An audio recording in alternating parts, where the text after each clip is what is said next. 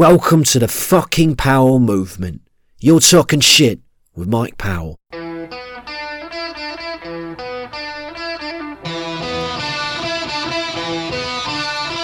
Welcome to the Powell movement.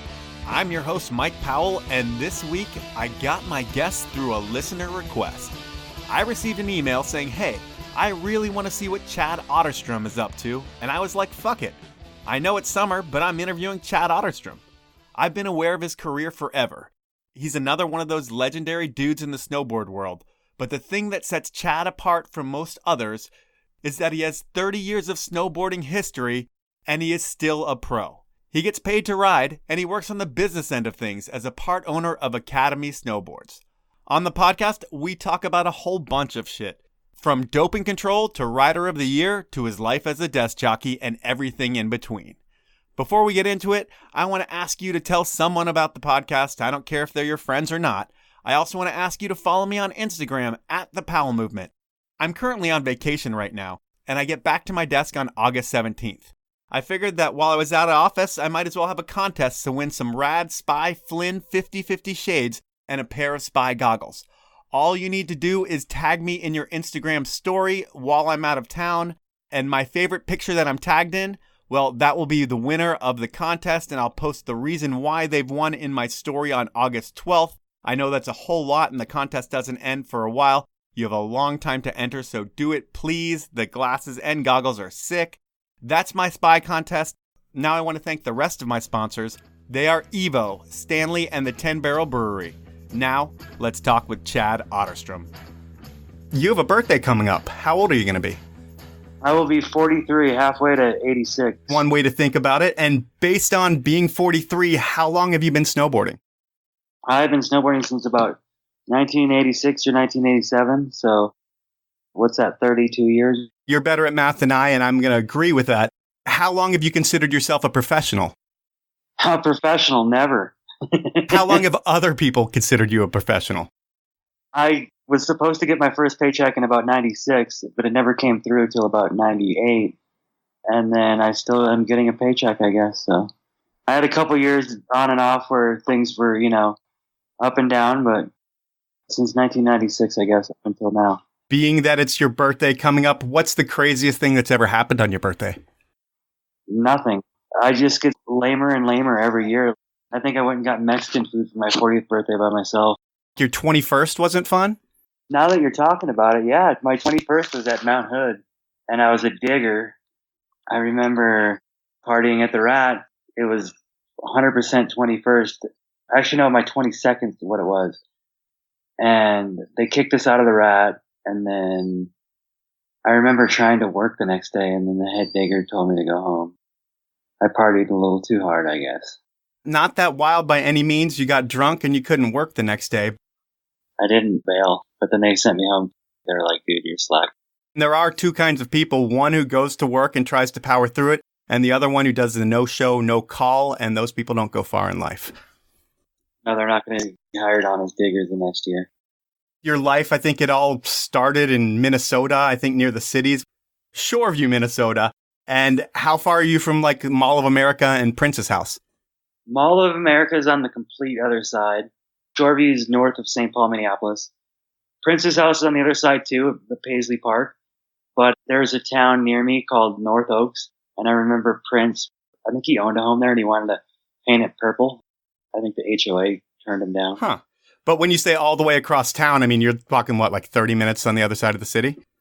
30, 40. Basically like driving across Denver, something like that. Like if people ask you where you grew up, do you say the cities? Yeah, I grew up in Minneapolis, St. Paul. And I've asked this question once before, and I got a crazy story about it. And I don't expect a crazy story here, but it's probably the most awkward thing I'm going to ask you about on the podcast. You have a cleft palate, and when you were growing up, kids were mean compared to how they are now. Did you ever get teased or anything like that because you had a scar? I guess a little bit when I was younger, and it definitely made me feel different growing up. But I didn't really get teased, you know what I mean? Like maybe once or twice growing up, but it didn't really affect me. I definitely felt different. Does it give you a different level of empathy for kids who have that now that you see? Oh yeah, for sure. I mean, if you go to other countries, they don't even get surgery on it. They just see people with cleft palates with no surgery. Like I remember being in Bali, just seeing this middle-aged dude with no surgery on his cleft palate. His upper lip was basically gone. So you feel empathy for people for sure. Yeah, yeah. But you're in the same club when you see somebody with it. It's kind of cool. Yeah, I would think it changes your experience. It's like I never tattoos because I was already pretty scarred growing up. Yeah. And then you have an older brother growing up. I have two older brothers. I just went camping with one of them last night. Andy, he's probably late 40s, and my brother John's probably 45, 46. Did you grow up doing everything they did and being the brunt of all the beatings? Yep, I had an older sister too, so I don't forget about her. But no, they didn't really beat me up. John and Andy were both skiers, and then Andy was a big skateboarder, and then snowboarding came around. And Andy got kind of into snowboarding, and so did I, and I continued with it. He just kind of went and did more art stuff in art school, but I definitely followed my older brothers in sports for sure. Did you play team sports? I did, and then snowboarding ended all of them. Basically just hockey, I think. And then I did gymnastics and stuff like that and diving. And then snowboarding came along and skateboarding, and I gave everything up for that. Did you get into skateboarding first? My brother Andy did, and then I kind of kicked it around, but I was so young. But we were into skateboarding, and we were skiers. And I still remember this day, the first snowboarder I saw on the hill. And we were just like, we got to do that. That was late 80s, Yeah. Were you guys going on trips as well to go ski? Because I'm guessing you started skiing and then switched over when you saw it. Yeah, 100%. My dad was a big skier. My family all skied. So we go to the local little mini hills around Minnesota, and then my parents had friends in Denver. So I think maybe 2 or 3 times in grade school and high school. 4 years old the first time I came out here, so that was 1980. Oh, wow. So we've been coming out to Colorado since then. I did probably 3 trips growing up to Colorado, but then we'd go to weekends, and then 3 or 4 times a year we'd go to a resort. What do your parents do? Because you have 4 kids and you're going 3 or 4 times to a resort. Are they doctors? I mean, it was Minnesota. It was pretty cheap, and there's this Como Hill, it was a tow rope. You're talking ski area. When I hear resort, I think of places where people don't bring their lunch. Ski area. It was very affordable in the 80s. $15 lift tickets with 4 kids, My dad, he sold trailers, and my mom, she drew blood at a doctor's office. So we weren't rich by any means. It just wasn't expensive then, we all had leftover skis, you know what I mean? I had hand-me-downs, and I skied a lot in the backyard too. I had a hill in my backyard. But 3 or 4 times a year, yeah, probably would go out maybe. And at one point, one of your older brothers builds a snowboard that I think you ride for the first time in probably 86, 87-ish, which is pretty early on in the grand scheme of the snowboard world. Yeah, he did. That's funny that you said that. I remember he built the board out of plywood, and then he got it all wet and then bent up the nose and then painted it white and made these wooden bindings with shoelaces on them. Hammered them down with nails, and then the nails stuck through the bottom, and then he hammered those nails so it went with the grain of the hill. It probably helped because it probably made the board go straight, kind of like fins. That was probably the first board I rode. Then I got a Black Snow Legend, which was an edgeless board that you get at Walmart. Yep. I broke that thing. I broke the high back off of it, and then it forced me to get a board out of a catalog. And that was a real snowboard. That was a Kemper. With full metal edges and your first real turns? Yeah. In Minnesota, when they were first allowing snowboards at resorts, they're like, you have to have metal edges. Yeah, well, I would think the ice there and not having a metal edge is just a recipe for concussions and disaster. Yeah. When you get to high school, it's an important time for all kids, and you too. And it's one, I think, where you get diagnosed with ADD. I was diagnosed with ADD as well, but it wasn't until college. But for you, having ADD, does it mean you're completely bouncing off the walls with energy and not able to focus in school? No, that's ADHD, attention deficit hyperactive disorder. I have ADD. I'm not hyperactive, but I like moving around a lot, I guess. I'd go to school and I'd sleep for the first 3 hours. I'd literally sleep on the bus, sleep for the first 3 classes. And I got diagnosed, and they give you Ritalin, and you're just like, whoa, you're all up. I don't take that anymore. I haven't taken it for over a decade. But yeah, I wasn't bouncing off the walls at all. I mean, I would sleep, and I was a slightly insecure, introverted kid kind of, so I just didn't really talk to anybody anyway. So for me to bounce off all the walls and do all that didn't happen. But I think I might have put a lot of it into skateboarding and snowboarding, because after school I'd go straight to the hill and I wouldn't stop till it closed. So I went there with it. I would think the medicine got you through school. If it wasn't for that, I might have not graduated.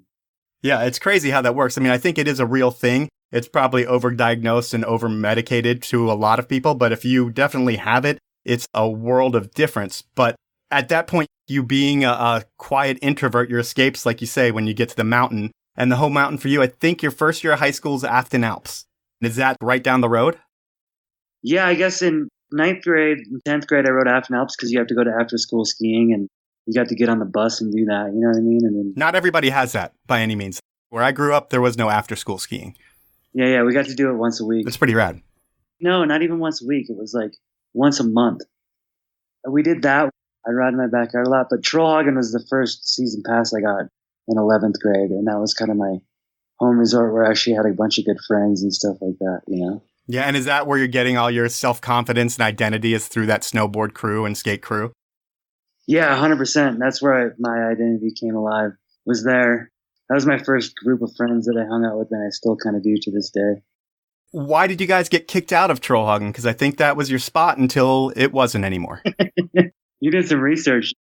11th grade, we were at Troll, and then my friend Marty, I think he got in fights or something. People picked on him, and then he just backed himself up. And then a couple of my other friends were just troublemakers. I always prided myself on being the good kid, you know, probably because I was an introvert, so I just never really got myself into trouble.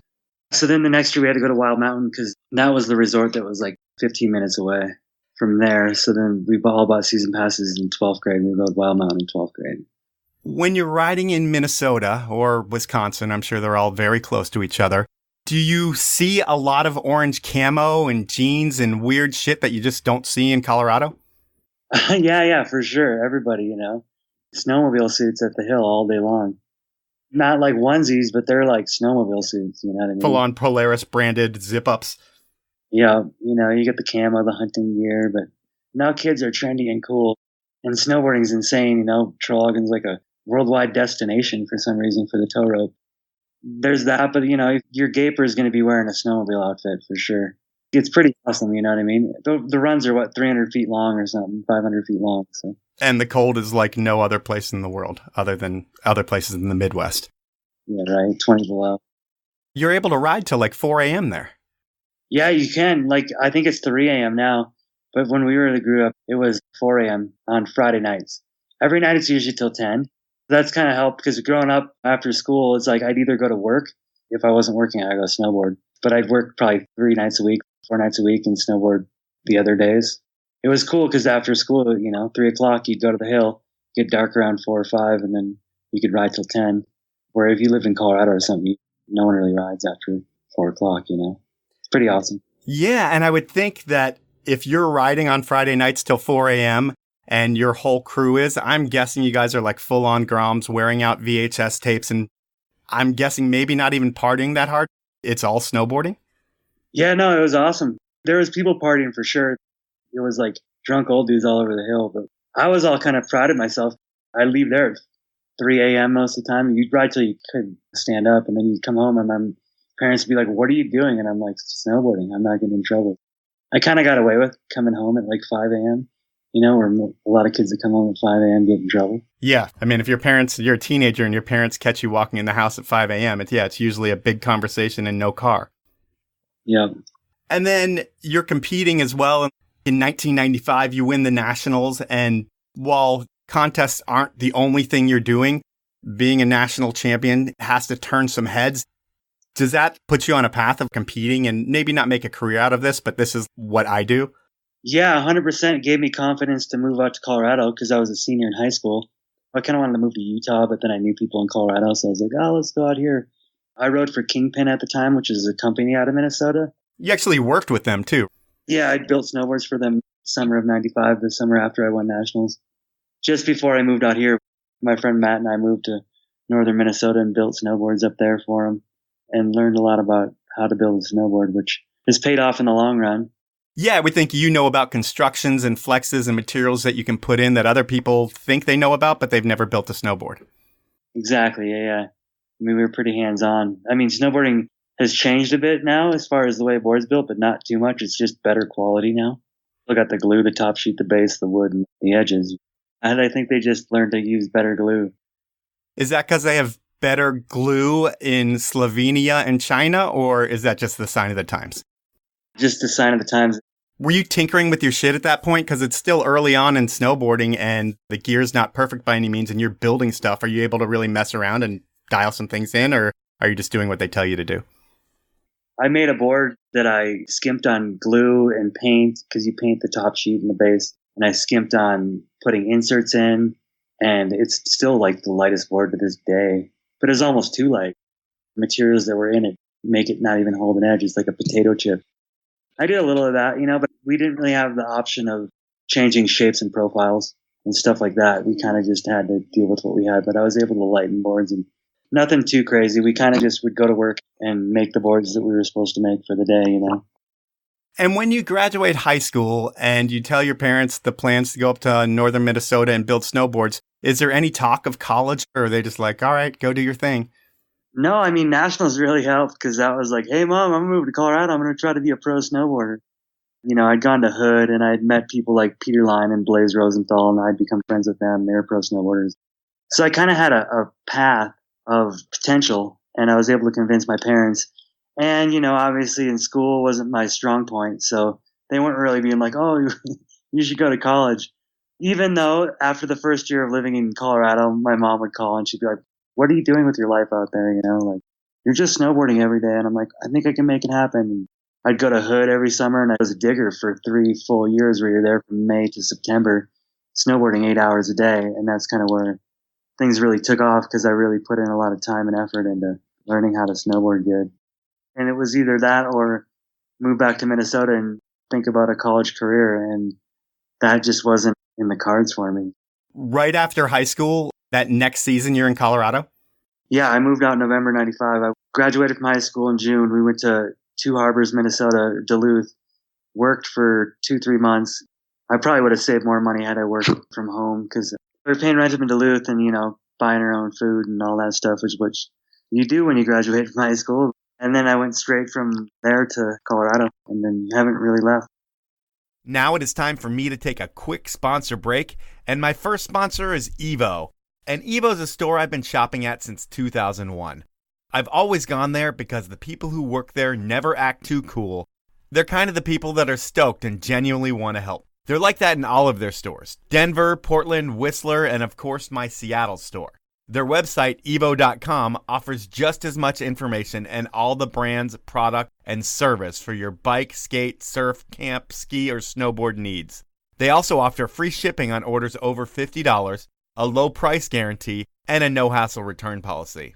Evo was started by a good friend, professional skier Bryce Phillips, and they have supported me since day one. Please support them by buying everything you need for your adventures from Evo. My next sponsor is Stanley, another iconic Seattle brand that has been ahead of the curve since 1913. And while we all know Stanley for creating that green bottle that kept your grandpa's coffee hot all day long, they still do that and a lot more these days. When my kid thinks of a Stanley, he's going to remember the beer pint that kept his dad's beer cold for 4 hours, or the classic legendary bottle that magically keeps hot chocolate hot for over 2 full days. But we should all be thinking about Stanley when we drink water. Their water bottles are the best in class, and they are the right choice for the environment. And now, you can save 30% on all products from Stanley when you head over to stanley-pmi.com, buy some stuff, and when you check out, enter the code POWEL, the number 30, and that's all one word, and you're done. Make a difference, save some money, and those are my sponsors, so now we will jump back into the podcast. What's the first bit of life like in Colorado? What are you doing to make ends meet, and who's your crew that you're out there with? I moved out with my friend Matt and his girlfriend Kelly, and then this kid Francis moved out with us like a month into it. It was intense. Like, we moved out, I had my car, my friend Matt had his, and his brother had lived in Summit County, so we were kind of sleeping on his couch, trying to find a place to live, and it was pretty stressful finding a place to live even then for 18-year-old kids trying to get a place in Summit County. No one wants to rent to you. But we got lucky and found a place pretty much downtown Breckenridge and lived there, and it was kind of a flop house. It was fun. We lived across the street from the hill. I had a good job. I ended up getting a really good job where I was just talking about it the other day. I worked 3 nights a week, 2 to midnight, 30 hours a week at a gas station. I was able to pay rent and snowboard every day. I think I paid $180 a month in rent to sleep on a couch because I shared a room with 2 other people. I didn't even have a bed. So I was able to afford rent, and I had a Ford Escort, so I was able to get by. It was really awesome. I mean, those seasons seem way longer than the seasons do now, you know? Like your first couple years out here just seem like forever. Now the seasons go by like nothing. Well, I would think every day is like heaven for you because you're coming from, and I don't want to say a shithole in Minnesota, but if you look at the mountain and terrain where you come from to anywhere in Colorado, really, it's night and day, and soft snow is a big difference from hard snow. Yeah, it was crazy. It was awesome. Like 95, 96 was a really, really good year. I think it snowed like 15 inches like almost every day in January. And I remember we'd go to Vail and we'd go rip all these old video lines in Vail. And my buddy Matt was just super into, you know, going into the backcountry and stuff like that. So we'd be doing that all the time, kind of like Wild West, just hiking wherever, however. And it was dreamland every day. Even on the days that I had to work, it's like, I got to get back by 1 so I can go to work. But we rode 7 days a week. It's funny when you think back to those days. I was in Vail in the late 90s, like 98, 99, and there was no such thing as snow safety. While it might have existed, it existed for like people over 40. It was the Wild West where you're like, oh, Mushroom Bowl? Yeah, we'll just head out there. East Vail? Yeah, no big deal. You'd hear about someone die every year, but it didn't seem to cross anyone's mind to buy the equipment, or we couldn't afford it. Yeah, exactly. We were hiking around Vail Pass, Loveland Pass, Berthoud Pass, East Vail, wherever. It's like, I didn't even know about it. The first time I found out about a beacon was I went to Mount Hood in 1999, and I went to film for MacDog, and Kurt Heine picked me up. He's a filmer, and he's like, you got a beacon? I'm like, no. He's like, we went by like the whatever the REI shop was there, and we're like, here you go. And then he like put me in the parking lot. He's like, find this thing. We weren't even at Mount Hood. We went to Mount St. Helens. And then even when we come back to Colorado, it was just loose. Are you competing at this point as well from like 96 to 98? Because I know in 98 you make it into the X Games. So I'm sure there's a lot of contests that lead up to it. Is it like a Colorado series or are you traveling to compete? I just did USASAs. I mean, I came out here nationals and then I was like, all right, now I'm doing the Colorado thing. You know, like this is where the good snowboarders are. And the first year I did okay and I made it to nationals. I think I won nationals again out in Vermont in half pipe. The next year, I think I hurt my ankle pretty good through the year, and then I did USASAs again, no professional contests. And then I failed at nationals, and I was just like, it's over, blah, blah, blah. And then I went to Hood, and things really picked up for me at Hood. And then the next year they had a big air contest in 98 at Aspen, like when they didn't allow snowboarding yet, but they allowed us on the bottom of the hill or whatever. And they did like a half-pipe contest at Snowmass, and I did good in that, and then that got me into X Games, and then I did X Games. And then I met some filmer dudes, and then halfway through that year, I had to quit my job. I worked for a food delivery place in Breckenridge, and I remember calling them being like, hey, I got to quit because I'm going to be gone for 30 days. And then they're like, well, you can have your job if it's still around when you get back. And that was kind of the end of it, and then milked it from there. That X Games hits, I'm sure your parents see that and see you on TV and are like, oh, this thing's working out, so you probably have the blessing from them more so than ever. Then it all starts to come together. You head to summer camp around 99. That might be the first time you're a digger. I know you went a bunch as a kid. But when you get to camp, you've met a ton of people that shape the rest of your career. And is it camp connections that help you get to that next step? Yeah, 100%. I give all the credit to Blaze Rosenthal and Peter Line, MacDog, Kurt Heine. Kurt Heine, he was a filmer. He lived in Oregon, and he's always up on the hill. But I was still a digger. But they'd come up, and then they'd do a photo shoot. We'd be able to get in on it, because we build half the stuff that the pros would hit. That kind of got me recognition there. And then Peter hooked me up with Foursquare Outerwear, which was a big brand back then. Yeah. And then Blaze was with Silence, and I rode for Silence. Things kind of blew up there, and then it was just through the movies. I was way more into MacDog movies than I was into competing. Kind of just be free and, you know, you do your own thing. It wasn't about this structured. You know, I always felt weird when people are like, drop, and you're like, all right. You don't have that mentality of like, I've got to win? No, I mean, the thing is that I already done good, and I would win 1 or 2 contests a year. And looking back, I wish I'd done a little more because you'd made a little more money, but I'd watch all the tricks that the people in contests were doing. I kind of knew I could already do them all. And back then, the videos were progressing way faster than the contest, so it was just fun of the videos, I guess. When you're shooting a video part, you have multiple attempts, given you always want to land your first try. But in the contest, if you fall, it's over. And the pressure of that just me not being an athlete by any means. I like recreationally do shit, but that doesn't sound fun at all, being under pressure to perform compared to being out in the backcountry with your friends. And yeah, there's pressure on you to land some tricks because you got to get a part throughout the whole season. But it's not like if you don't land your trick today, you're not filming with us ever again. Yeah, 100%. I mean, I had that pressure with MacDog because I was like, if you film with MacDog, you're in the big leagues. You better land your shit because he's filming 16 mil, which is, $100 for every 3 minutes. If you go there Tomahawk for 3 weeks straight, they're going to shut you down. At the same time, you can't put pressure when you're trying to be creative on your snowboard. In a contest, you know what you're going to do. You have your running your mind before you even drop. But you're totally right. I never liked the pressure. I like to be able to fall 6 times and then maybe land the 7th. So the summer of 99, you were at Hood. The crew you were with, you made a few videos. It's AOD crew, but were you guys the Hellcats first? Yeah, we were definitely the Hellcats. I don't even know why, but were you clowning the Wildcats? We had no idea at all. Like, yeah, I still have stickers.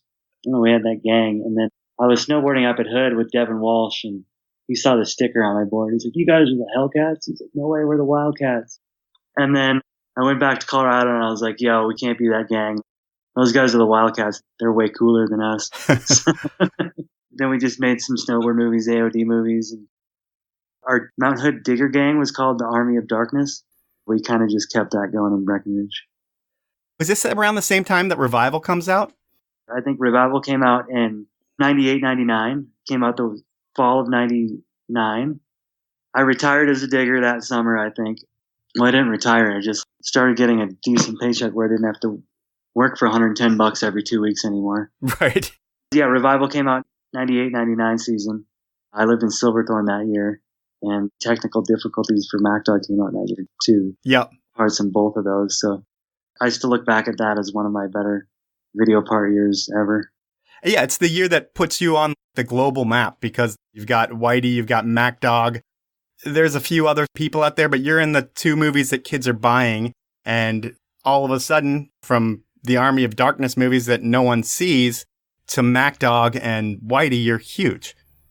Yeah, it was in the big leagues right away. You go from 10 t-shirts and 5 pairs of underwear and a couple pairs of jeans, driving around a Ford Escort. So all of a sudden you're hanging out with like the rock stars of snowboarding. It's pretty cool. If we were to take your career and we were to break it up into 3 parts, the first third of your career, you're not making over 6 figures. You're figuring out what it is to be a snowboarder and probably signing contracts that you shouldn't sign. And that's all good because it's going to propel you to the next level. Yep. When you get to the next level, and I would say that's where the big checks are going to be, are you able to make over 6 figures? Yeah, 100% for a few years. Then the new kids come up and the videos change and the contests slow down. And then you drop below and then you get a job coaching or do whatever you can. And I wish I wouldn't have spent so much more money, but the first third of the career is what you said. Middle third is what's going on, but I'm definitely different, I guess, because I technically am still a professional snowboarder, but I also run a snowboard brand too. You have a real job and you have part of that real job that's being a pro snowboarder. Exactly, yeah. Technically, when it was just 100% over was probably 2009, 2010. So like 9 years ago. The back third of your career, you're back where you were in the beginning part. Yeah. Then you think, what did I do with my money? Yeah. I think you had a restaurant in Breck, which is pretty cool. Is that still around? The restaurant's still there, but it's not mine. The name's changed over like 7 times. You had a boutique as well. What kind of boutique did you have? I owned a women's clothing boutique with my old girlfriend. She started it. I got involved in that, and that was like 2 or 3 years. That was interesting, We sold women's clothing. It's not my girlfriend anymore. I'm glad we don't own a boutique together either. But both of those were really awesome, to own and be part owner of a restaurant, even though I never made any money on it or even the boutique. But it was just a really cool experience and something to try and do and different. And I learned it wasn't financially profitable, but I learned a lot, I guess. I'm not going to do it again. Any other big ticket items did you buy? Did you buy a place or 2, sled, big truck? I did just buy a sled and a big truck, but that's because my old sled and my van that I was half living in blew up. But I bought a condo in 2000. I'm still paying for it, but I still have a mortgage, but I've had that for the last 20 years. That's kind of what saved my life, to be honest, and why I'm still able to be here in the mountains and ride every day, because I kind of live near the base of the mountain and I'm a landlord as well. That's kind of floated the boat, I guess you could say, for the rough times. It's a smart decision. I think every athlete who has a little bit of extra money should buy something. Maybe not a restaurant or a clothing boutique, but... No, a residence per se, so you have that. It was my friend Jake's mom was out here and she bought a house and he's like, you should look into that. And I was like, all right. I remember going to sign the mortgage, and you're just like signing away responsibility in life. But it pays off. Yeah, I'm sure your place is worth a lot more than you paid for it. Yeah, more than 20 years ago, for sure. In terms of your snowboarding, there are pros that snowboard a lot, and then there's you. How many days a year do you snowboard on the average? Because it seems like you're out there more than most. This year I've been riding, I think my first day was October 10th. This year is different than normal, and I can tell you why. But I started October 10th at 11 Pass. I went and did a run, and then I think Wolf Creek opened the next day, and we drove down there and got first chair. And I've been riding 5 days a week probably since then, only because it hasn't stopped snowing since then. I've literally been riding POW since then. And in my opinion, it's been the best year in Colorado since skiing and snowboarding has existed, or at least functional skiing and snowboarding where you can get to the top of the hill quick. So I'm just making it the best year ever. So 20 years from now, you can be like, oh, back in 2019, the best year ever, and we rode it the best. But I just like to ride, 5 days a week is good for me. I like splitboarding a lot now too, because it's just like going to the gym where you can get up at 6 a.m., get your run in, and you're back by 10, and then you can do work. You know what I mean? Yeah. For me, that's really beneficial to be able to do that, because when you're splitboarding, you're getting in heli laps in, like heli style laps in compared to resort riding. I think I rode Breck maybe 5 times this year, if that. Whoa. I rode Vail more than I rode Breck, and I rode Aspen more than I rode Breck. But yeah, it's more of a thing just to get outdoors and do something every day than it is to actually go snowboard. It keeps your setup dialed and keeps you, social. Like I said, with my job, I do a lot of work from home and on my computer, so you get out and do stuff with people. It's just fun. The cool thing about your snowboarding is that you're not known for one type of snowboarding by any means. You've got contests, you've got video parts, slope style, half pipe, street rails. There's no snowboarding that you don't do. I think that's the ADD, right? Your brain's just scattered all over the place, and you're just like, whatever, I'm going to do this today. But it's just like, I live in Breckenridge, which is a good place to do everything because we got the perfect park. And then you can go to Vail and ride good POW on a resort POW, you know what I mean? Or Spring, there's amazing splitboarding. And I basically do everything but racing, you know what I mean? I never got into racing. I like freestyle snowboarding. I like make something out of nothing, you know what I mean? Growing up in Minnesota, you had to make something out of nothing. So I kind of just still live that with my snowboarding. And like I said, the ADD thing, you're not focusing on one event. Like you ride half pipe, you do a bunch of tricks, and you're like, cool, I'm bored with this. I want to go to ride jumps. So, you do that, and you're like, oh, let's go hit street rails. And it's like stuff like that. We hit street rails in the early 90s in Minnesota, and they became popular in videos, and we're like, oh, let's do that again. That'll be fun. So it's like snowboarding in general has so much to offer, and it's fun to be able to just try everything out and try to become good at every aspect of it. And at this point, the Olympics are being talked about. It's like 2001, 2002-ish.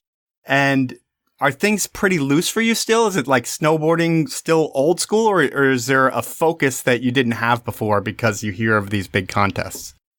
Well, 98 Olympics, I almost made, honestly. I think Richards made it.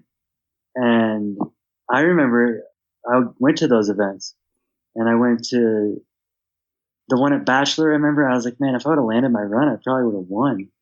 And then I went to the one in Mammoth, and I did okay there, but I still didn't land my run that I wanted to run. But I had the tricks that would have sent me to the Olympics that year.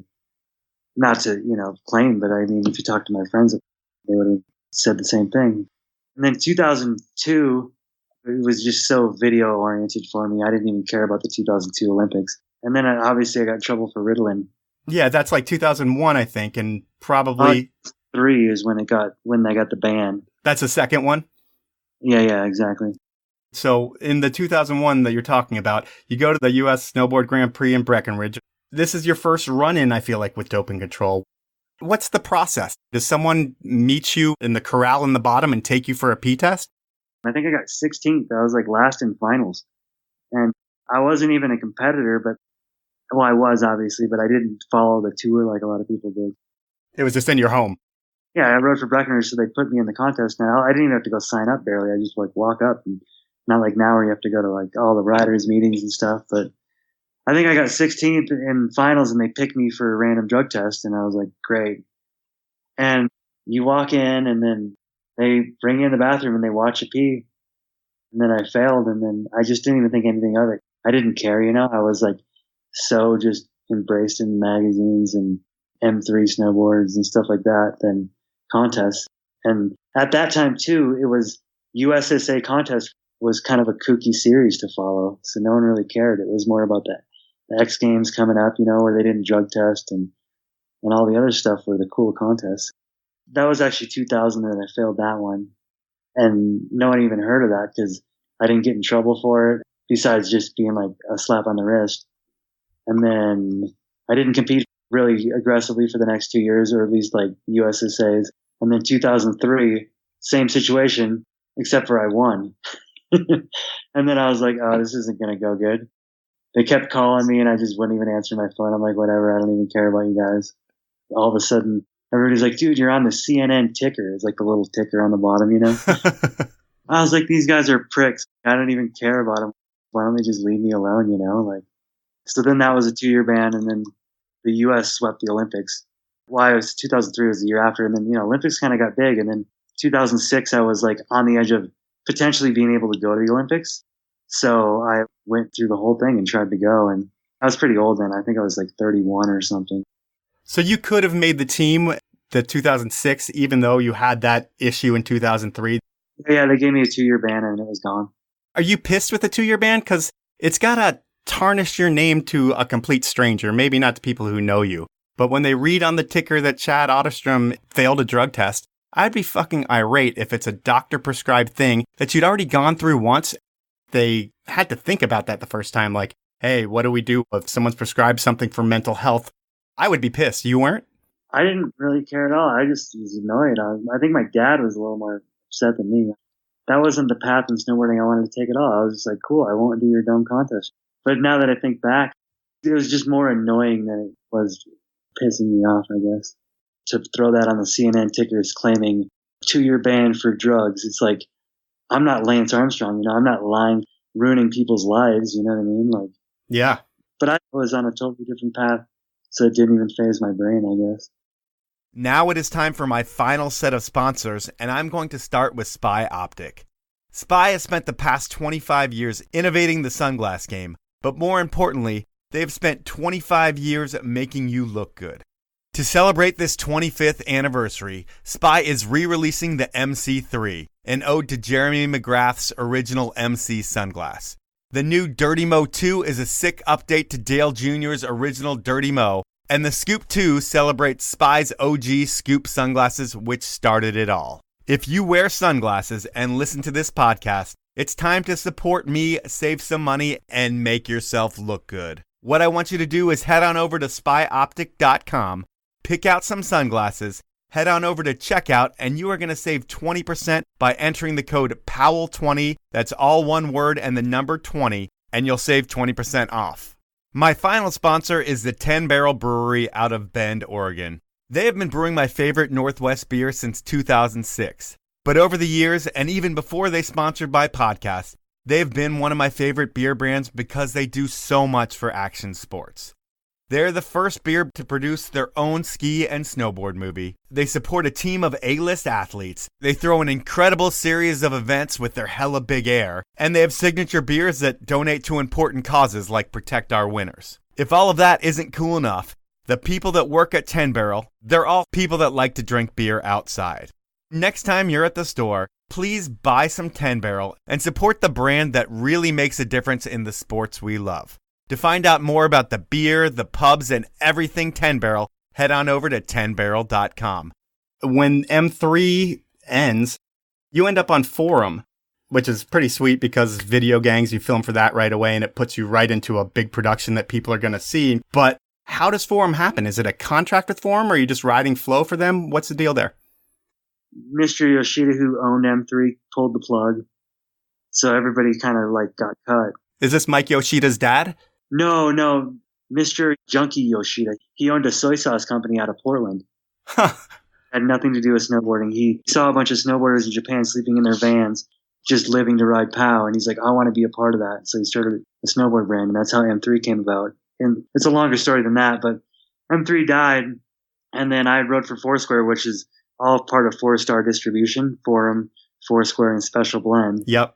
And I had known all them, and I'd been filming for MacDog, and I kind of just fell into that. They're like, hey, you should ride for Forum. And I was like, all right, I will. And then we did Video Gangs, and then within a year of that, Forum kind of went downhill too, where they're having issues getting paid from shops, and that was when Burton bought them.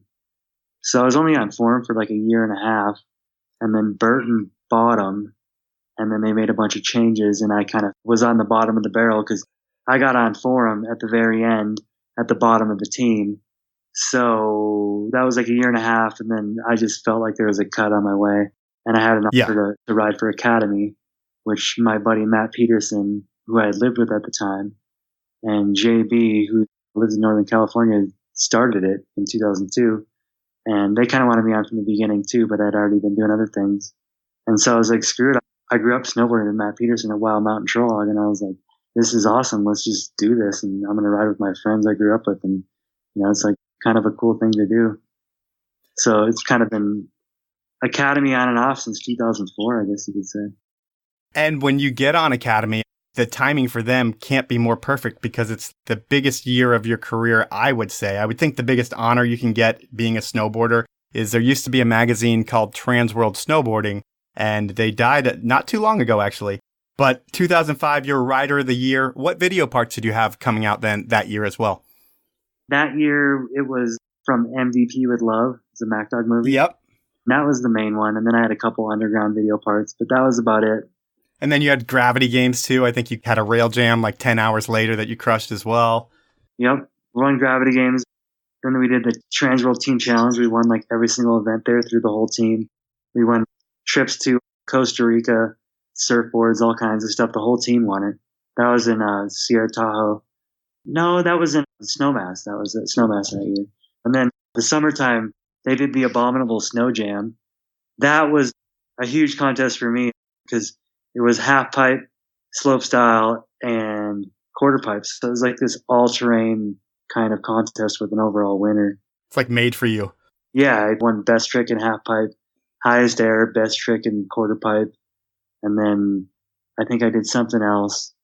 And then slopestyle, I remember I tomahawked in practice super bad and just struggled through slopestyle, but I made it through and did okay and won the overall there. So all that stuff together combined, no drug testing. Right. But I don't even think I was really even taking Ritalin after that. That wins you Rider of the Year. Yeah, that won me Rider of the Year. And that was a good time. And that worked out.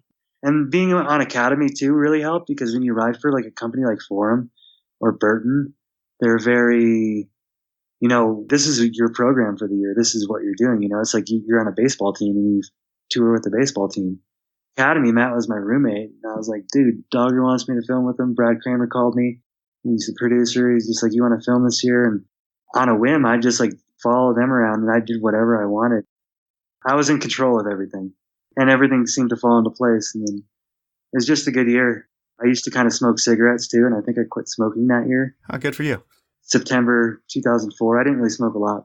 And then I remember we had a drinking game it's called 4 on the Floor. We could only drink 4 times a month or something. So all of our friends kind of quit drinking that year too. And everybody just kind of got on a health kick and turned out to be a really good year, and I've kind of been going on that path ever since. And for a dude that doesn't really seem to give a shit about winning contests or anything to do with contests, although you'll do them, winning Rider of the Year, I would think that actually means something to you. No, that was huge. I'm secretly competitive. I do care, but I just like the spirit and I like the freedom of snowboarding more than I like competing. So I always kind of hate on it a little bit. But yeah, Rider of the Year was insane for me. That was still my top accomplishment in snowboarding for sure. That's all the riders in snowboarding voting for you too, you know what I mean? Yeah, that's why it's important, I feel like. Yeah, it's not like it's 5 judges. I'm a snowboard judge now. I judge contests, and it's like Everybody hates you. yeah, exactly. You're not anybody's friend. Like I'm like hoping Academy blows up, so I don't have to be a judge anymore. But it is fun being a judge because you're in the scene. At least you're in the industry. You're there. But yeah, being Rider of the Year, it's too bad that Transworld is no longer around. I mean, I'm sure Snowboarder is still going to kick it. And Snowboarder always had a very valid Rider of the Year too, as well, you know. But that's one of the most prestigious awards you can win in snowboarding for sure.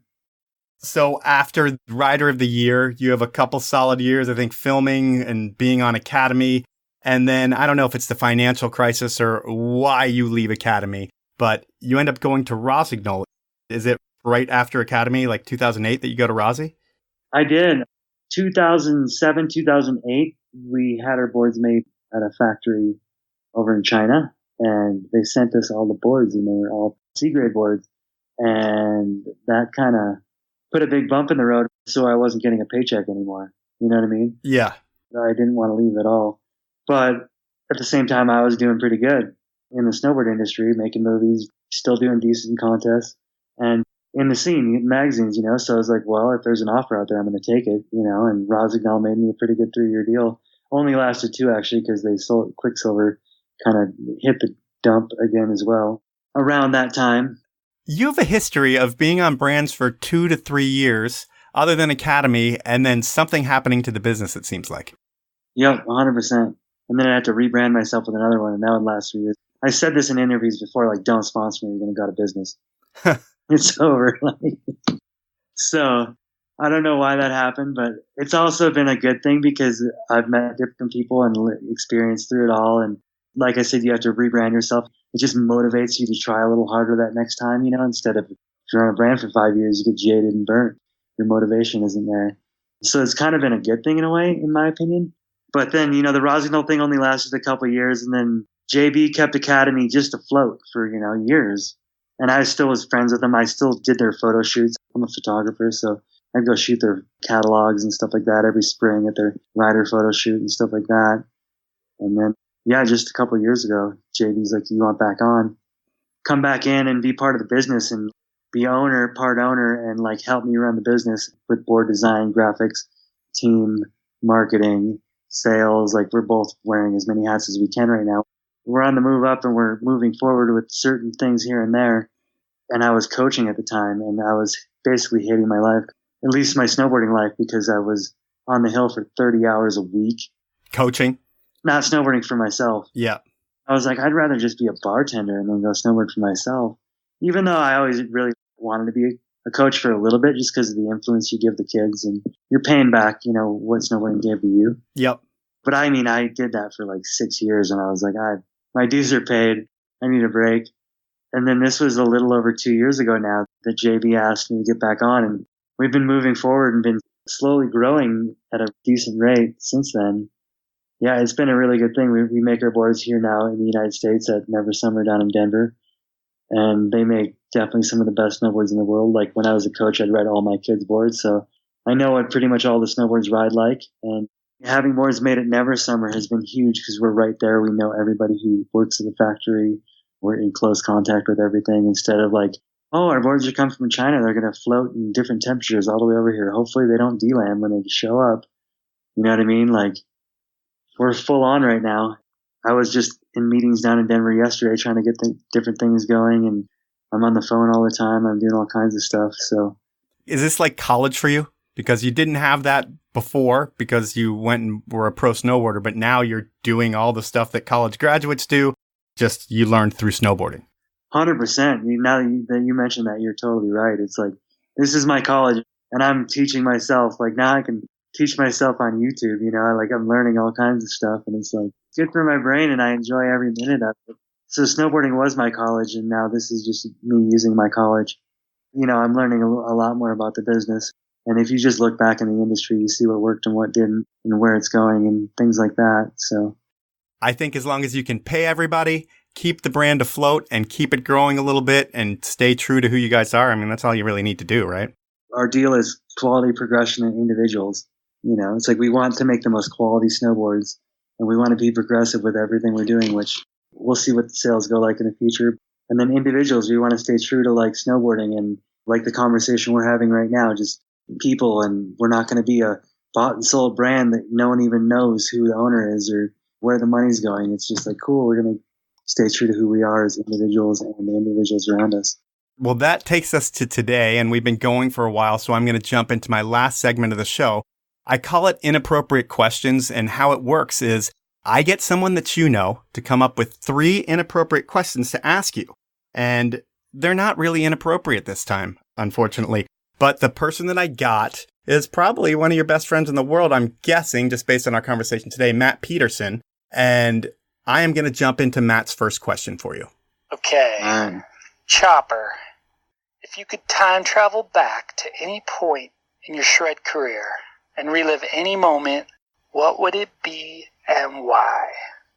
First, what's the nickname Chopper all about? Well, the dog sitting next to me is named Chopper. Okay. But the name Chopper, you know those big old mittens, those yellow mittens called choppers? Yep. I didn't even have those. I just had these other super huge mittens, which are trendy now. Like, I think Crab Grab makes them. But I had them in high school, and, they called them choppers. And then I got nicknamed Chopper. And everybody thought it was because I'd spin fast, because I'd win all the contests by, doing super fast 900s off the smallest little bumps. Mm-hmm. And that was in Minnesota. But it wasn't because I was spinning fast. It was because of my mittens. And my buddy Jake gave me the nickname. And it just obviously is stuck for this long. So I think it's from probably 94 till now, so 25 years. All right. And that wasn't even his question. His question was, if you could go back in time to any part during your career, what time would that be? Now that I think about it, and since Matt was saying it, Matt, JB, Brady, and I think Casanova and Dewey and I went on this trip in 2004. We went to the North Island of Japan, and we didn't really know how to work it good. You know what I mean? Over there? Yeah. That's kind of why I got back on Academy too. Well, obviously, because it's an awesome thing, but I was like, man, I want to go back to Japan one day and really rip it how we could. And I'd want to go back there and then go rip the North Island of Japan, ride POW again. All right. So that's answer number 1. We will go into question number 2. Snowboarding to me doesn't seem as wild anymore. Lots of coaches, programming, planning, marketers, marketing plans, X Games, sales cycles, yada, yada. I remember it more as trying to make a movie on our own, like AOD 1, 2, or 3, in between shitty jobs like being a janitor or whatever.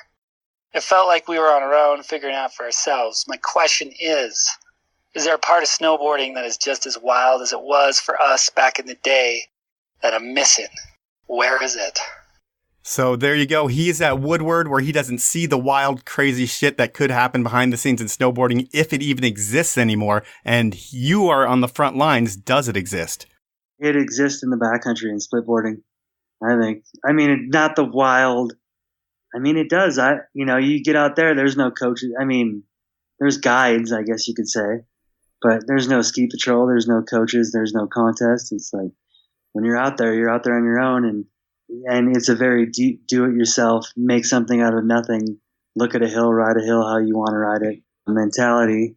But it's definitely not as wild as it was when we go to the Cook-Proof jump at Vail Pass. I think Matt and I, and Mike Sweeney and Kurt and I went and hit it. Those were wild days. We're just like, we're going to hit this jump. And we called it the Cook-Proof jump because no kooks would hit it because we built it over this huge gap. And we hit it and we were just like, I hope we clear this thing. And then I think Matt did a Rodeo 7 and we all tomahawked all day.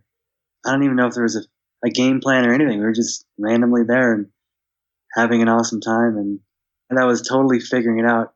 That's what splitboarding is for me now, because it's more about just looking at all the different mountains, figuring out how to get to them and ride them good, and maybe how to do tricks here, kind of like the Craig Kelly effect, like be the ball, like, oh, you're going to ride down like that. And if the hill goes to the right, you're going to go up and, maybe you spin, maybe you won't.